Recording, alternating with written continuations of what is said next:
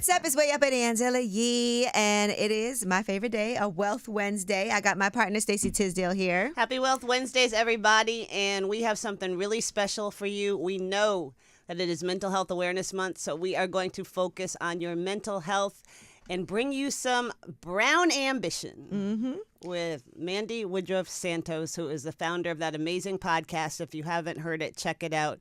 That she founded with another really good friend of ours, Tiffany, the Budgetnista. Yes.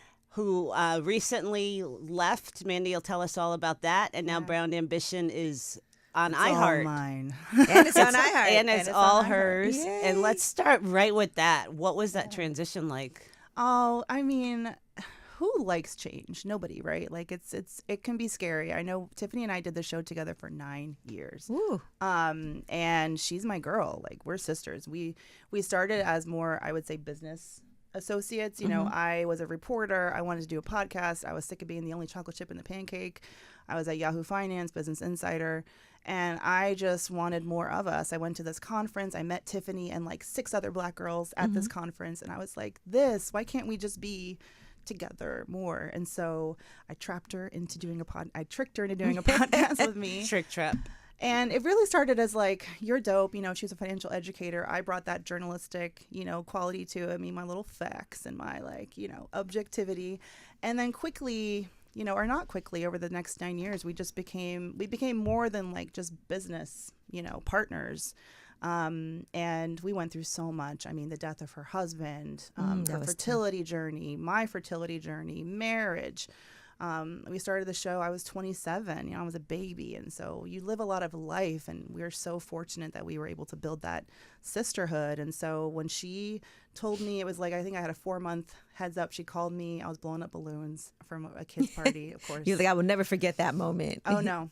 And my son's like, Mommy, what's the matter? And Tiffany's on the phone, like, telling me that she's going to be leaving at the end of the year. And I think I was just sad. I mean, but Tiff is really good at trusting her gut. She's taught me so much about just listening to her instinct. And so from there, we had 4 months to say goodbye, and we did it right. We did the damn thing. We said goodbye. We had Dr. Joy from Therapy for Black Girls come on. Oh, nice. Nice. Coach us through this new transition of our friendship. And that's interesting because we had a conversation just up here the other day about coworkers being friends. And you said you guys started off really just working together and then developed a friendship. And for some people, that's really hard to do. And for some people, they also look at just because you work together and you're together every day, that's supposed to mean that you're friends automatically. And that's not always the case. Well, that's why I think it was good that we started off as business. I always say this, like, I think the show has gone on for so long, and we rarely take time off. Like, we are week after week for 9 years. We show up, we record the show. We don't pre-tape. We don't do like episodes in the can. And I think it's because we weren't so close that we would like dip on each other. When like you know each other too well. Yeah. So Yes. kind of take advantage of the situation. Yes. We were both like, we still respected, it sounds terrible. We respected each other a lot. Right. So we showed up, and I see her book over there. She's just incredible. And since she left, I think I was afraid because I never thought about what could the show be without Tiffany. We literally talked like twice yesterday and once today, and she's so proud of me, and I am so proud of myself and her for what we built. I'm so excited to be a part of the iHeart family now. I think this is just the beginning. And yes, welcome to the family. And I want to you. say, Mandi, we also have to understand that people, just because they go their separate ways on something, doesn't mean that it has to end badly. And we see all the times people doing podcasts and they like hate each other, and this person is talking crazy behind the other person's back. But it's great that you guys are still that close, and knowing that this is going to come to an end in 4 months. You rocked it out. You did what you had to do. And now you've had to reimagine what this is like for you, which seems like it's going really well. Yeah, I mean, Brown Ambition, especially in this time, I really felt like, the election happened. I woke up at like 4 a.m. I went down to my basement and I looked at my screen and I just started recording an episode of the podcast. At that time, I knew Tiffany was going to be leaving soon. And I just felt this like calm come over me and this power, just knowing, I'm sure you feel the same way. You have this platform. And I'm like, what do I want to say to us? What do I want to say to women of color? And how important is the work now? And I'm so proud, and I feel like I'm really walking in my purpose now. So helping us get rich, build generational wealth, build resilience for the insane times that we're Advocate in now. for ourselves Yeah. in the workplace. So many things. When I was listening to you talk about Tiffany, I don't know why it made me think of Angela and me. Yeah, And y'all I go way always, back. I thought you were about to leave me. No, no, wait, no, okay. no, we're never. I was like, wait. Never. No, just we started Wealth Wednesdays because I was a guest on the Breakfast Club, and we wanted to just. I always say I felt like I was sitting next to a sister from another life or something. We just connected, and I decided we wanted to do something powerful in the financial space, and that's how our relationship and friendship started. I always say, friends, even partners, sometimes it's good to meet them through work because you really learn a lot about someone when you work with them. Like I know a lot of people who I worked with, some guys, especially on Wall Street. I'm like, I wonder if their family really knows What they're like. what they're like. Probably But you not. learn so much about each other, and now it's like, a child together that we've created, and it's just a beautiful friendship. And when we're lucky, you guys were lucky, and we're lucky that what you learn about each other just from doing it over and over again is good, and you can grow. It's a wonderful partnership. It helps if you're both in therapy and Okay. you're growing as people, because I think if that had transition to happen 5 years ago, it could have been maybe a little bit sour, but we're just so evolved and so like in our Yeah. highest versions of ourselves and Happy yeah. for each other. You know Happy.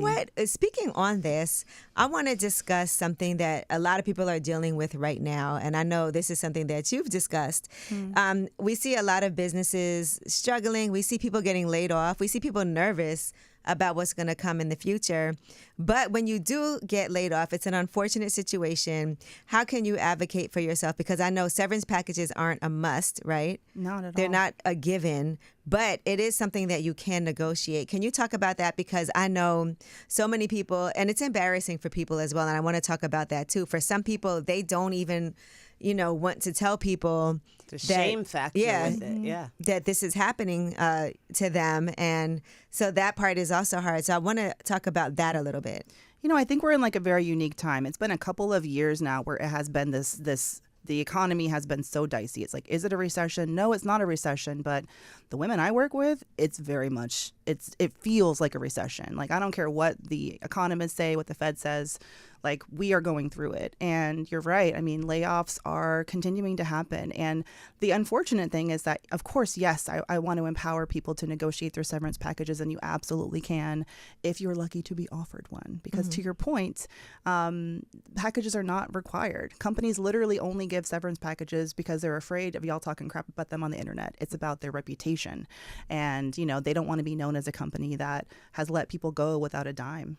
Or health insurance, because or that's health something to think insurance. about too. But yet it's my good friend, her husband was recently let go, and he worked for I'm not going to get too in the weeds, but his work was funded by the federal government. They lost their funding because of everything that's been going on, and there was no money for severance. It was like, we got nothing, goodbye. That's Wow. what's happening to a lot of people. Yeah, so I don't want to scare anybody, but that's the reality. And I think, if you've listened to Brown Ambition or you've, encountered our content, I'm always talking about a recession-proof career.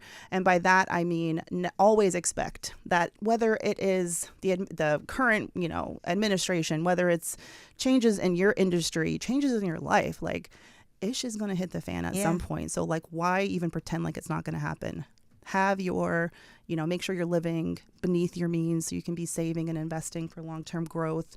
And for me, the power of connection and maintaining your relationships.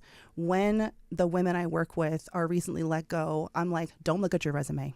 Don't go to LinkedIn. Find 5 people, individuals who you have a good relationship with, who are in your field or professionally, tangential to your field, and contact them and let them know on a one-to-one basis what has happened, what you want to do next. Start reaching out to people.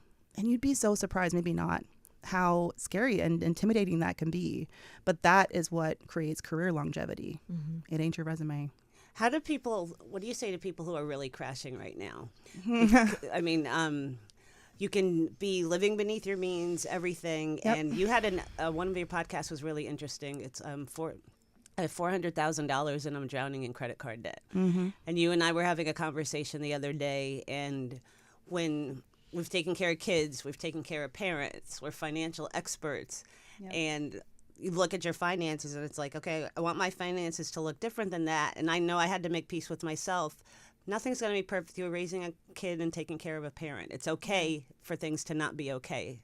And not internalizing that and not turning that into, that whole fear-based thinking and being able to make empowered decisions. Fix Just all that, feeling please. crappy about yourself. No, I think, Stacey and I, you were talking to me in the middle of the second day of a family road trip with my 5-year-old and my 2-year-old from New York to Atlanta, where I'm from. We were coming home. Stacey's like, "Can you talk?" I said, "Please, dear Lord, someone. I'll talk to anybody." So we were on the phone for a long time. But I needed to hear that because I'm at this stage now where I was so smart when I was 24. You do so much. You're like, you know it all. I'm like, look at my investments. I'm putting away 10% in my savings, 10% in investing. I got all these things set up. I got the house. I had the big down payment, cars paid off. I was like doing the damn thing. And then I had these kids. And then I left corporate. I'm an entrepreneur. There's ebbs and flows. And I'm in a situation where I am more financially like on the cusp, or more financially not as resilient. Like I don't have as much of a emergency fund. And I'm like, oh, I'm actually terrible at this. Like, why is anybody listening to me? Am I not? What's happened to me? I'm supposed to be Mandi money? Like, what's going on? And it's that shame. And it's imposter syndrome. It's that shame. Yeah, an imposter syndrome. But it's also, like you said, it's like I am comparing myself to the 24-year-old version of myself who had like only myself to care about. Yeah, you didn't have all those responsibilities. It's really freaking hard. So honestly, what I would say to anyone crashing out is to accept the crash, know that you have everything you need to make small incremental changes. Even if you're feeling like you're drowning right now, make one phone call to someone who can support you. Do one search for a credit counseling service. I know you mentioned that you've worked with the National Foundation for Credit Counseling. Do one balance transfer so that you can get some high interest credit card debt transferred over and at a 0% intro APR. Just these small things to give yourself some breathing space and give yourself grace. Right. Another thing that people are freaking out about is when they look at their investments and they see those. Nobody's freaking out about that. Don't look at them. Just don't. Yeah. And listen, but that is the advice that people are giving right now. Don't even look at your investments. That made me look. It's different this time around. Yeah. I always tell people that all the time to cover the stock market. It's going to go ups and downs. Don't look at them. This is different because some things are being broken. Right. That nobody knows how it's going to play out. Like we're literally having a conversation about how paper money is, cash is going to not be a thing. Maybe I don't know. No, it's we're just anything could happen. Complete unknown right now. It makes you think of how made up everything is. Right. Like who said this piece of green this paper is paper's worth anything? X, Y, and Z, and if it has this number on it. Yeah, I just saw Sinners, and they're using like plantation coins, these like wooden chips, and interesting movie, very interesting. But yeah, I mean, it makes you feel how fragile everything is, and how it's so much depending on like a social contract that we have with each other to just take this stuff seriously. Yeah, it's really freaking scary. I mean, you can look at your investments. What I would say is don't make any like sudden changes right now based on what's happening. If you're someone who looked at your investments and you're like, oh God, they're down more than 20, 30%, even maybe 50%, and you're losing sleep, you are stressing out. I think what you're learning is I can't tolerate this kind of dip, and I think what you're learning is I need to call my financial advisor, my investment advisor, get one in the first place, and, rebalance my portfolio so that you're not so leveraged in the stock market, and maybe buy more bonds. You can look at everything's. I know everything is everything. tanking. It's a new normal. And then it's a new normal. People always say now is not the time to also take that money out, right? Well, you don't lose a cent until you sell. take it out, right? Yeah, I wouldn't. I absolutely. I mean, there's these rules of thumb that I have been harping on. I know you, Stacey, have a long career in personal. We've been saying the same stuff for decades now. But it is. It feels different. Who knows? Different. It's a who knows. Who knows? Who knows? Which one? Crystal ball? I don't have it. But there's optimism in our.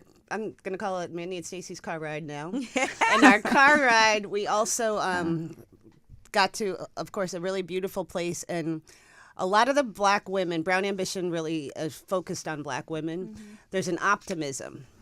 Yeah. And there's kind of a stepping back. And we were talking a lot about how, Vice President Harris was, if she would have won, Black women would have felt so great because it's like we've finally been accepted and acknowledged. But it's a system that was never designed for us. So us waiting for that approval, it was just never, ever, ever going to come. So now just stepping back, okay, and just creating our own system. We're seeing a lot of people do that. Yeah, I mean, I feel like it gave us permission to let go of trying to get that external validation from these corporations, even becoming, having Brown Ambition be legitimized, quote unquote, getting on the iHeart network. That's very exciting. But I also feel very much that like Brown Ambition as its own brand and my platform, I'm so proud of it. I see the value in it. It's great to get these external, these external people and companies and corporations and yes, governments to say that, yes, we want you, you're accepted here. But I think absolutely Kamala Harris's, tragic loss was almost a win for Black women because we got to kill the fairy tale for once and for all. Yes. That No we're one's gonna, saving us. Yes. No one's saving us. And they never were going to, and they never said they were going to. Even if they did, even if she had won, it would have been an issue. Who knows? Right. And I'm glad that it's weird saying it, but yeah, I'm glad that the outcome was what it was. And I'm hearing so much optimism and so much empowerment. Like, let's build, let's create, let's be in community together and save each other. And yeah, the world is burning, but we're going to be over here. I got community gardening going. My neighbors and I, we're growing our own food. Well, so we started our real estate club with that same Right. mentality. Yeah. At times like this, it's really we have done so many things in the past with so many obstacles in our way. And so I just feel like now this is just the 2025 iteration of us having to do that yet again. But Yeah. we are a lot more powerful. I was looking at Lisa Price getting back control of Carol's daughter. Yeah. And that's a company that she started, literally before all these other, she was super early on it. I think it was like 1990 something. Oh, that, yeah. that she started it and then sold it to L'Oreal. And now they sold it and she's, back on board as like the president overseeing things with equity in it. And that's a great feeling to have been able to create something. I saw Pinky. I don't know what her full situation is. She's on the comeback. Yeah, with Slutty Vegan. But now Taraji P. Henson too took ownership of her hair care brand. Oh, okay, good. I like hers. Okay, so that's what I'm saying. These things are so important. And also what's important, and this is a conversation that I've been having with Coach Jesse, but also making sure we know what ingredients are in the products that we're using, because there's a lot of things that are causing all kinds of health issues for Black women in our products that are targeted for us, but we don't understand this is also what's making us sick. You know what I mean? And so I think it's so important for us to be right there, front and center, supporting those businesses, but also leading those businesses. Yes, little plug for Pattern, because I do be using products, all of them. That's what I have in my hair right now, the mousse. Okay. It's so Pattern. good. Yeah. Yeah, I love us so much. Yeah. So people can also work with you. So everybody's going to listen to Brown Ambition Oh, please do, yeah. Every Wednesday and Friday. every Wednesday and Friday. And there's also the Mandi Moneymakers, which is an incredible, speaking of community. Yeah. Yeah, I teach a lot of women of color how to quit their jobs and how to negotiate incredible salaries. And it's my favorite thing in the entire world. To teach other women how to be badasses and how to not necessarily fight for their worth, because I'm not one to say like, there's a book on my desk right now and it's like Unrig the Game, and I don't necessarily think it's our responsibility to fix what's already broken, to make our bosses value us and all of that. What I do believe is that it's what we can control is the value that we're bringing. We can control the way that we perceive ourselves, the confidence we bring into a role, and advocating for ourselves. Just saying simply, even in times like this, I have people in my community, Mandi Moneymakers, who are asking for raises and getting them. Ooh, Yes. Mandi, so I heard two different opinions on this in the last week about whether you should throw out a number when Okay. you go in. So one person said, and these are like financial experts, one person was like, you should let them always like kind of throw it so you can see where they're coming, because what if they offer you more than what you were even going to ask for? And then I've heard, obviously the flip side, which is what I hear more frequently, is that you need to go in there with a number that you're asking for. I mean, I think it depends on what level you are in your career. Like, I think you have, for example, Angela, like, you have had such a storied career. I feel like at this point, you probably do have that, like, I'm not getting out of bed for less than whatever. Or, like, I really know my value. You probably also have, I hope, a network of similarly situated people who you can rely on to tell you what's realistic and what you should be asking for. Just this morning, Tiffany was like, oh, don't do that, ask for this. And I think if you're more advanced in your career, it's easier to come in with a certain expectation of what you want. Now, if you're earlier in your career, mid, entry level, and you are coming to the table, you don't know the other person on the other side of the negotiating table. They don't know you. I do think the advice of not giving a number, it makes sense because especially early in your career, you don't have enough information potentially to be throwing out numbers. You definitely could lowball yourself. And so I do think that advice applies. And I think it's also just a good time to remind y'all that all these various opinions are wonderful. I love that you had two different versions of that advice because we need to be open to what's going to fit this situation. Right. And and personally, it's not a one size fits all. Exactly. Journalistically, I know we're both financial journalists. Yeah. Also know the numbers and know the situation before you get into that, because the reality, Economic Bureau research, 92% of men negotiate their first salary. 7% of women negotiate their first salary. Not negotiating your first salary costs about $850,000 over the life of a career. Now imagine that invested. So knowing, like you were saying, talking to people emotionally about, why you should and shouldn't negotiate, that's one thing. But also fill your head with facts and, take those things into consideration. Yeah. And that also will help you make the decisions. You're going to hear no. I mean, I was Don't be afraid. entry level, and I was like, can I have more money, please? And they said, well, it's a recession. This was 2011 after the Great Recession. And they're like, no, you want this job or not? Come get your little $35K. And I was like, you're right. Okay. Absolutely, I will. What should I wear? I will be packing my bags up back on the midnight train to Georgia if I don't take this job. So absolutely, I have no leverage. Got it. And for me, but the practice of asking and hearing no early in your career, I do believe it's really important because you will get to that yes. The more you prove yourself and you build your brand and you have your portfolio of work, your experience, but you need to be able to withstand the no's. Right. And and even when you deserve it and all the research you've done shows you should be getting something and they still say no, that's information you can use. Okay, so this isn't the place that's going to value me, so I got to always be looking for more opportunities, always keeping your network warm, have a coffee, have a check-in with mentors of yours, peers of yours, and just make it a practice to stay connected. I think the pandemic created this idea that we could just all go in under our Snuggies and never leave the house and cancel plans with people. Don't cancel plans, show up. Yeah. Because those are the people who can show up for you. So I'm an introvert. I'm pushing myself. I'm going to need a big nap after this conversation. I'm giving a lot. And that's okay. But now I've met two incredible, women and we can support each other. And that's the advice I wish more women of color were taking is push yourself out of your comfort zone. We can get so much further when we nurture those relationships. How is it when it's time to switch?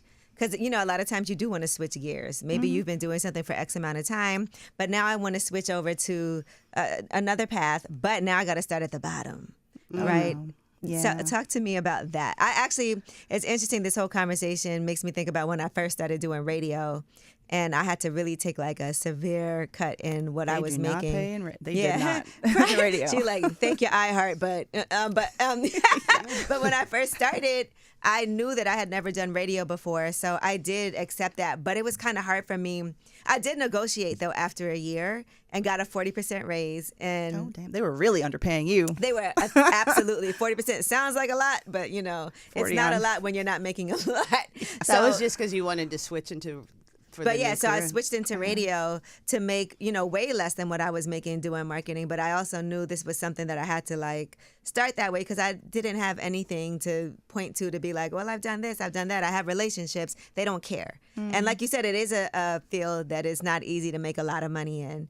And so I started there. And then it's also hard if you don't negotiate your salary to negotiate that raise because you're starting at such a bottom point as well. And these are all things that I had to take take into consideration when it came to that. But when you want to switch into a new field, how do you approach that? Well, I think the first thing is to not tell yourself that you're for sure going to have to take a pay cut, especially if you're more advanced in your career. You have to own your story. And I was just talking to my brother. My brother's in AI sales, and he and I are so different. He's like Mr. Business, and I'm like, oh, artsy, and like That's me and my brother too. be free. And but we both agree on is how essential storytelling is to his success as a sales director and as my success as a creator, as a writer, as a journalist. Because you walk into an interview, and like I'll just give an example. Let's say I'm a teacher. I want to transition into tech. I want to be a salesperson. And I walk into an interview if I get one. And they're like, okay, so I see that you've been teaching science for 10 years. Like, are you in the right place? And you can go, oh, yeah, like I always loved teaching, but, like this doesn't pay that great. And you're like not sure of your story. But if you go in there and you're like, have you seen Abbott Elementary? That is the hardest work of my life. I can do anything now. I am a powerhouse, and selling this product, which I can teach anyone about because I have these skills as a teacher. And really sales is about explaining the mission behind a product and getting people to buy in. Oh, I'm your girl. Then that's a very different conversation. The other person's going to believe in you because they're going to feel that confidence from yourself. So you got to own that story. So if you're pivoting from one place to the next, and this is another reason to not just focus on your resume and apply for a job, you need to get in front of people. You need to like get on the phone with somebody. So a contact who knows people who may be hiring, because they need to see you. They need to hear your story. So they want to root for you. So they will help you get past that initial resume scan where they're not really seeing what you have that you can offer them. And if you can just tell that story confidently, I do a lot of practice with people, role playing, like, tell me your story, tell me what you have to offer. And when you can do that convincingly, that can definitely help.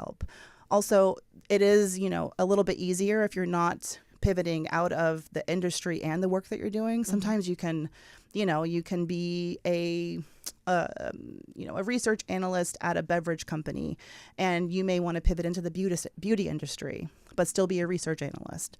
That may be a bit easier. Or, flip that. You're in the beverage industry as a research analyst, but you want to be sales. So maybe you stay in beverage, but you do sales instead. So that can be a bit, easier. And I also think like, let's encourage change. Like let's stop thinking of a linear path and just rewrite, these stories that we keep telling ourselves about where we have to go and what's next.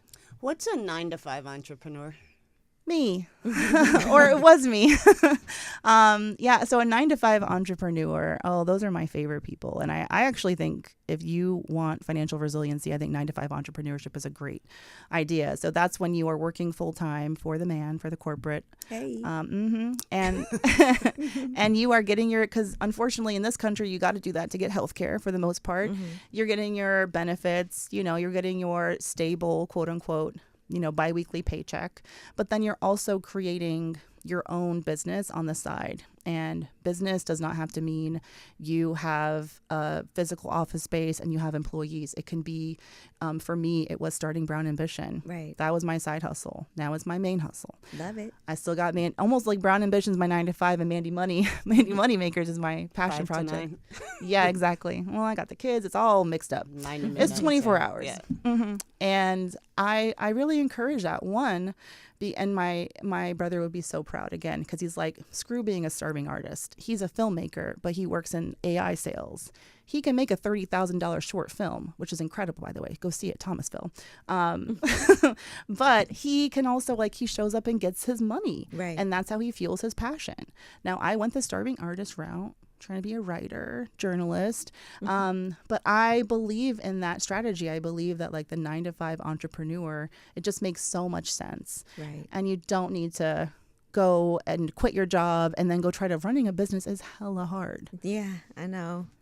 So hard. I don't even know if my business would exist if I didn't have a 9-to-5 job, because it takes a long time to even make money if you ever do. And so, there's ups and downs, and it's But difficult. then I also, on the flip side, think that if I spent more time on it and was there, because that's the balance that people have as entrepreneurs. At some point, they feel like maybe I do have to quit my 9-to-5 in order to give this all of the attention that it deserves, because there are people who have done that and felt like that is the way that they're going to grow their business to the point. Because sometimes it is hard when you have kids, you have a family, you have a 9-to-5, and you have your entrepreneurship.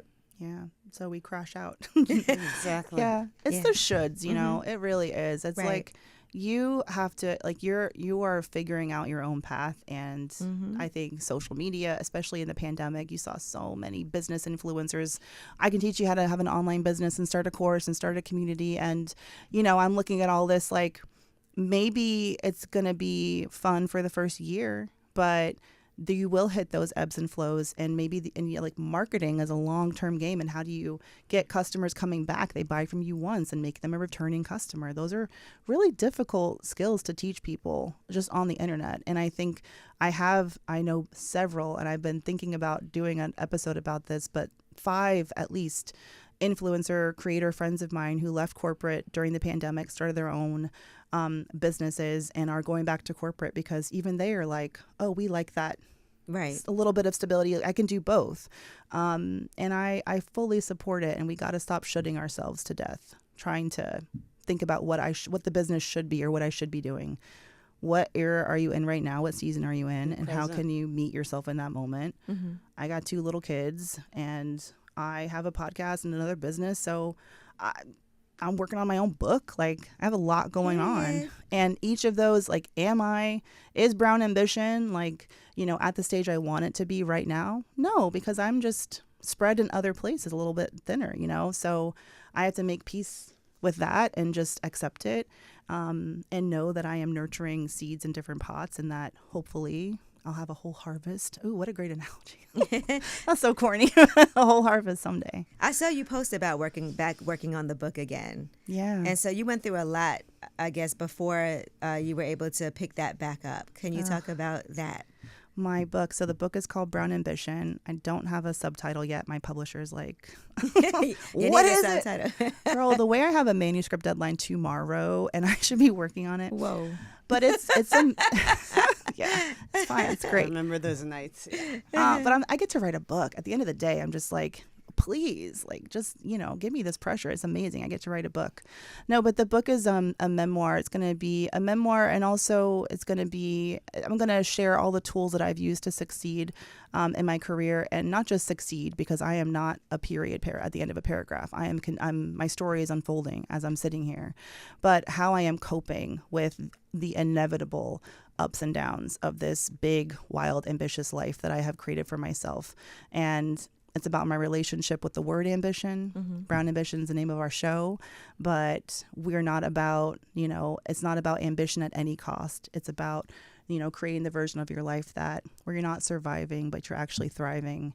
And for me, this book is the culmination of a career that for me was quite linear. I was the chocolate chip and the pancake at Business Insider, and then onto Yahoo Finance. Then I segued into content marketing, and I was thriving off that being chosen, you know, like having the brands pick me. And for me, after I had my son and I wanted to, you know, I really thought, oh, I should take Brown Ambition to the next level, but I just need one more really big corporate gig. And I went and I got one, and I did it because I thought, well, this will legitimize me. It'll give me the platform. It'll help me with my brand. And very quickly it was like, oh, they want a version of me that I'm not willing to, you know, sacrifice. Like, this was post 2020. They wanted a Black woman, but not really a Black woman. And I think I got way too used on Brown Ambition being my full self. And I was like, oh no, I can't be somewhere where I can't be that. And when that didn't work out, it dispelled that whole, like I said earlier, like just like pop that bubble of looking for that external validation. And I realized I already had everything I needed to be my own business, to have my own journey, to do Mandi Moneymakers, to do Brown Ambition. I was searching for that validation and what I thought would give me authority, but I already had it. And once that broke that spell, I went and did it myself. And I will tell that story fully in Brown Ambition and all that has happened since then. How can people work with you if they want to be a Mandi Moneymaker, if they want to coached by you? Gosh. And tell the different platforms. Well, just listen to Brown Ambition first and foremost. Right. The podcast is the heart of everything that I have going on right now. Please listen to Brown Ambition. You can listen. You guys, Wealth Wednesdays. Listen to BA. Listen to The Way Up with Angela Yee and Brown Ambition too. You can find us on IG at Brown Ambition Podcast. I keep saying us, even though I'm like a single lady now. Tiffany It's done the left. whole team, though. It's the whole, It's yes. all the money makers. It's all the money makers. And my other handle is Mandi Money, so that's where I do the bulk of She's my. Mandi, Mandi. Oh, thank you for that. Yeah. Although I did get the domain with the Y, just in case. Just for people to go there, redirect them. My own family is still spelled it with a Y, so don't worry. It's fine. So Mandi Money, that's where I do my negotiation, career advice, and all my info is mandymoney.com and brownambitionpodcast.com. So yeah, but listen to the show, support us. You and are in thank this you. building now. Will you come visit us a lot? Oh heck yeah! Yeah, drop by. I mean it. I will. I like you give me a guest pass and I'll just show up 4 hours earlier. Make myself take the snacks. It's Wednesday. Yeah, we got time. We got time always. No, but honestly, this has been amazing. And I know right now this is in particular just helpful for people because it has been a wild time. Like you said, we see the we see the positive side of things, but I do know people are going through a lot right now mentally. So I never want to take away from that as well, as much as we need to come together. And I know that a lot of us are really eager to do that and making those strides to make that happen. I also know that it's a tough time for people who are getting laid off, who are concerned about finances. So many businesses in my neighborhood in Brooklyn have shut down also. And I've seen businesses that have been in existence, brick and mortars for like 25 years that are like, we can't sustain this anymore. And some people even just the pandemic and then after the pandemic and then now just all of this uncertainty is just, it's a really tough time. And so I always want to take that into account. But again, we still should be ambitious to your point as well. And so I just want to make sure that we are in community and that this is a perfect place for us to be. We all love to pivot until someone else pivots for us. And I think that's what we're going through right now. Ooh, for sure. Right? Like this pivot is happening to us and that is the worst. You kind of feel like it's out of your control. But that's also, I mean, it's going to happen at some point. So I think we need to accept it. Things are uncertain. The business may not work out like you thought it would. Like, I mean, we went through it with the pandemic too. So many of us had the rug pulled out beneath us who were just launching businesses and they had to shutter. And I just want to say that I completely agree. Like, I support y'all. I feel it. We're all in it together. And that may sound trite or it may sound like, oh, and just a soundbite, but we have to have compassion toward ourselves. We have to take care of our mental health. We have to look at for whatever resources and tell your story. Yeah. Tell people what's going on so that our elected officials hear us, so they know that we are people, not just statistics or, social media handles. Like, tell your story of what's happening to you and what these policies are doing to you. And we need to be amplifying those stories when we see them. And Mandi, I do want to ask you about this. So many people are looking for work too. And it can be discouraging when you're getting a lot of rejections or maybe even no responses. Yes. What would you say to people who are like, okay, I want to do this. I've been looking for work. It's been a long time. And I'm so discouraged. And it's just really like a lot for me to have to keep on going out on these interviews and reaching out to people. What would you say to somebody in that situation? I would say that on average, I think the average job search today, the last time I checked, was 6 months. That's the average amount of time it takes someone who's looking for a job to get one. And that's a long time. And I say that just to normalize the idea that you may be on this journey for a long time.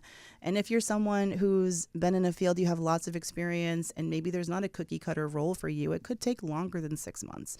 So just to normalize that, you want to find a community. So I have Mandi Moneymakers where there are women we meet every other week, and we have women who are getting raises successfully and negotiating amazing. And we have women who have been looking for work for months on end. But having a space where you can come and feel support, and also just like sitting in the discomfort of uncertainty is a practice. It is not maybe what I'm not here to I don't have a 5-step how to get through that. What I do know is when you learn how to cope with that stressful situation, coping skills, like having a wellness practice, taking care of yourself, getting your sleep so that you can meet these challenges where they are. And then again, actually telling people what's happening to you and making new connections. Maybe you need a break from the job search. Maybe it's a week. Maybe it's 48 hours where you're not going to look at LinkedIn or Indeed at all. But then you have to get back to it. And when you do that, think about, what can I be doing in addition to the online searching and applying? And more often than not, it is speaking to other human beings. So find an event near you can go to where you're going to be in the same space as people who like what you like or do what you do, or, have an interest that you do, and be open to the possibility that one of those potential relationships could turn into your next opportunity. That human impact, that human connection is the secret sauce that so many of us are lacking when it comes to being long-term unemployed. We just haven't been able to reach out to other people who can help us, get to that next opportunity. Before you go, one thing I want you to talk to young people. Okay. How young we talking? I could be Miss Rachel. Okay, college. Okay. I was visiting my son at college last week, and I noticed so many of the kids have been unable to get internships this summer. And they don't, I guess at school they'll tell you, oh, here's how to get a job, here's how to get an internship, but they don't tell you what the workforce is like. Like, I spoke to several kids who were applying, at big companies, and they're like, I didn't hear from them, and then I finally called, and they said I didn't get it. It didn't occur to them to be proactive yet. And it really opened my eyes to, this is a really difficult time for young people, because they don't, this is their normal. And that we're talking about jobs drying up, but all of their opportunities for career growth and career development are drying up as well. And they don't have they're not at developmental levels yet to really understand and don't navigate underestimate them. The youths, y'all got this. They do. But I graduated during the recession, during the 08 recession, and 09 at the time. And I actually, I thrived in spite of what was happening. I was a journalism grad. I studied print magazines. Like, it should not have been legal for me to get a degree in print magazines at that time. When was that? 2009. Yeah, I know. And I will say there's something different I have noticed about kids who have lived through COVID. Oh, yeah. They're a little bit different. But I was just like, we can talk here and say, okay, join a community, join a network. They're just not there yet. Yeah, no, absolutely. I think that the sooner you can accept the fact that your journey is going to be your journey, and stop looking outside, whether it's to your parents, your other friends, the internet, social media, for what your life should look like after college. Like, release yourself from that and just say, what is one thing, like, what's one step I can get toward reaching my goal? And a lot of people who are young have not actually sat down and wondered, like, what do I actually want? What do I actually want to be? And so what that answer may be, it may not be that big corporate, big name brand corporation that you want to intern at. Maybe it's going home or going wherever you live and walking down the street and seeing if there's a business that may be looking for extra help, that maybe they're not the big brand name that you would see on your resume. My first job during the recession, I worked for, I had traveled abroad and worked for like a little news site in Santiago, Chile. I came home and got a education reporter role for a tiny newspaper, and like, those were opportunities that I had. I made the most of them. And the sooner you can kind of like be flexible, young people, youths, be flexible and take charge of your own story and not look outside for what you should be doing, then you're free to play. Like, you're free to just do whatever. Do something, and if it helps you get to that next step, if it helps you gain new skills to get to where you want to go, then that's probably the right next step for you. Thank you. That's great advice. They're all trying to get the big company, the big this, the big that. Well, you're the mama of the 20-something. I got these little ones. I'm just like, are the screens going to ruin their lives? I don't know. Right. That's different. Thank you so much. Thank y'all. Thanks for sharing space. And we know you're upstairs now. Right. Yeah, sometimes. Come see us. Come visit. Thank you so much, y'all. And everybody check out mandimoney.com. MANDI. Yes, and Brown Ambition. And Brown Ambition. Thank y'all. Way up.